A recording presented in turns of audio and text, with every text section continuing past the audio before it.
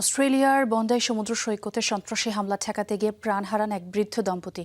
হামলাকারীকে প্রতিহত করতে গাড়ি থেকে নেমে বন্দুক কেড়ে নেওয়ার চেষ্টা করেন বরিস ফোরম্যান। এ সময় তার সাথে হামলাকারীর ধস্তাধস্তি হয়। সাহায্যে এগিয়ে আসেন স্ত্রী সোফিয়া ফোরম্যানও। তবে আততায়ীর গুলিতে দুজনই নিহত হন। ষাটোর্ধ্ব এই দম্পতিকে অস্ট্রেলিয়ার হিরো আখ্যা দিয়েছেন দেশটির প্রধানমন্ত্রী অ্যান্থনি অ্যালবানিজ।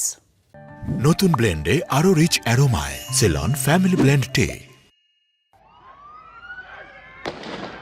সিডনির বন্ডাই সমুদ্র সৈকতের সন্ত্রাসী হামলায় আততায়ীর হাত থেকে বন্দুক কেড়ে নিয়ে রাতারাতি নায়ক বনে গেছেন আল আহমেদ নামের একজন মুসলিম ব্যক্তি। তবে এ ঘটনার কিছু দূরেই আরেক অস্ত্রধারীকে বাধা দিতে গিয়ে প্রাণ হারান এক বৃদ্ধ দম্পতি।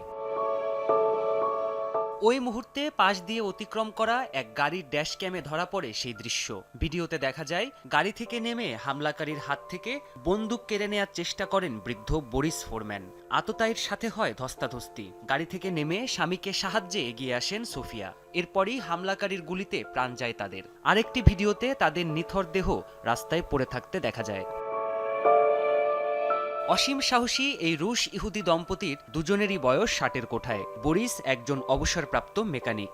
স্ত্রী সোফিয়া স্থানীয় গণমাধ্যম অস্ট্রেলিয়া পোস্টে কাজ করতেন। স্থানীয়দের কাছে বেশ পরিচিত ছিলেন তারা। বৃদ্ধ দম্পতির সাহসিকতার প্রশংসা করেছেন অস্ট্রেলিয়ার প্রধানমন্ত্রী অ্যান্থনি অ্যালবানিজ। আমি বরিস ও সোফিয়া গুরম্যানের প্রতি অসীম শ্রদ্ধা জ্ঞাপন করছি। বরিস গাড়ি থেকে নেমে সন্ত্রাসীদের একজনকে প্রতিহতের চেষ্টা করেছিলেন, আর সে কারণেই মিস্টার ও মিসেস গুরম্যানকে তাদের জীবন হারাতে হয়। রেউভেন মরিসন নামের আরও একজন ব্যক্তি হামলাকারীর ওপর ইট ছুঁড়ে মেরেছিল। সন্ত্রাসীরা তাকেও হত্যা করেছে। তারা সবাই এই দেশের হিরো। পুলিশ বলছে ওভারব্রিজের সামনে হামলাকারীকে প্রতিহতের চেষ্টা করেছিলেন গুরম্যান দম্পতি। সেখানেই অস্ত্র ছিনিয়ে নেওয়ার চেষ্টা করা বরিসকে হত্যা করে আততায়ী। এরপর পুলিশের সাথে জড়ায় সংঘর্ষে।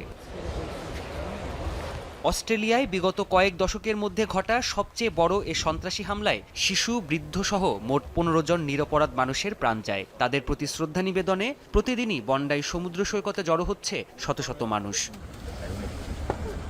প্রাণপ্রতিম কুণ্ডু, যমুনা নিউজ।